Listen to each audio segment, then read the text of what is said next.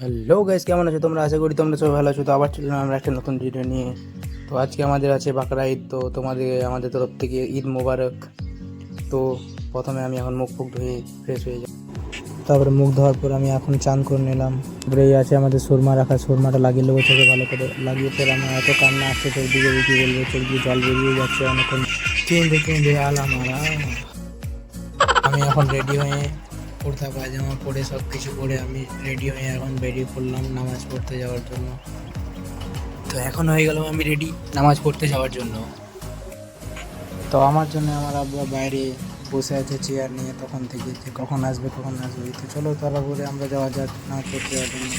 নামাজ পড়তে যাওয়ার জন্য তারপর প্রথমে আমরা গাড়ি নিয়ে এলাম। তো এখন আমাদের নামাজ পড়া কমপ্লিট হয়ে গেল। নামাজ পড়ে আমরা সবাই চলে এলাম এখন বাজার দিকে একটু ঘোরাঘুরি করে নেবো। তারপরে ঘোরার পর আবার বিকেলে বেরিয়ে যাবো আমরা আজকে। গাইস, আমরা এখন চললাম দুবরাজপুর যে কি হচ্ছে না হচ্ছে তোমরা দেখতে থাকো রাস্তাতে। তো আমরা দুবরাজপুর এসে পড়েছি, আমরা সোজা ছাদে চেপে গেলাম। ছাদে এসে চেপে পড়ে সেই যে এনজয়টা আছে, আমি আমার ভাগ্নে দুজনে মিলে খালি এই করে বেড়েছিলাম। তো ও একটা পাথর পেয়েছিল, পাথরটা বলছে এত ভারী কেন পাথরটা। আমি ওটাই বললাম পাথরটা নিয়ে পরে মাথায় একবার দুবার মাথাতে ঠুকে নে দেখ কিরকম মজা লাগবে মাথাতে। তো ছাদের উপর চেপে পড়ে আমি এদিকে ওদিকে দেখতে লাগলাম, এদিকে ওদিকে দেখতে দেখতে